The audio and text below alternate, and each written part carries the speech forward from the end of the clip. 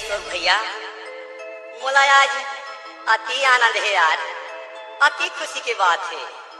काबर बतावा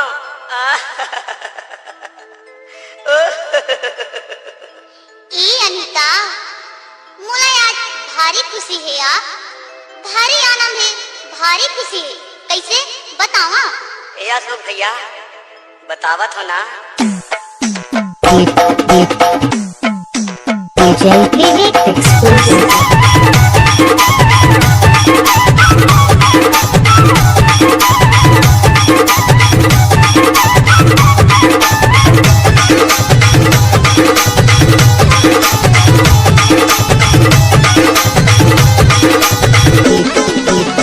DJ Vivek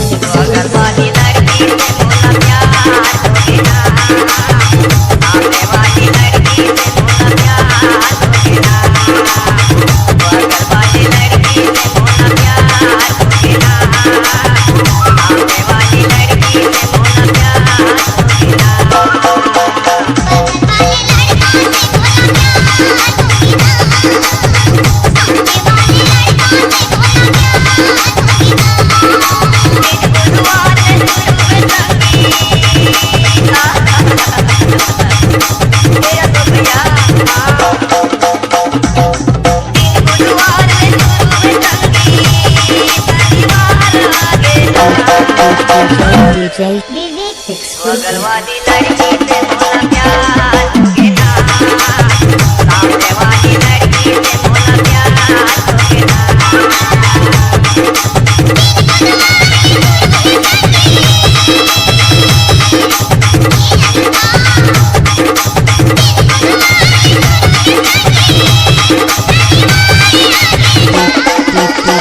DJ Vivek Exclusive.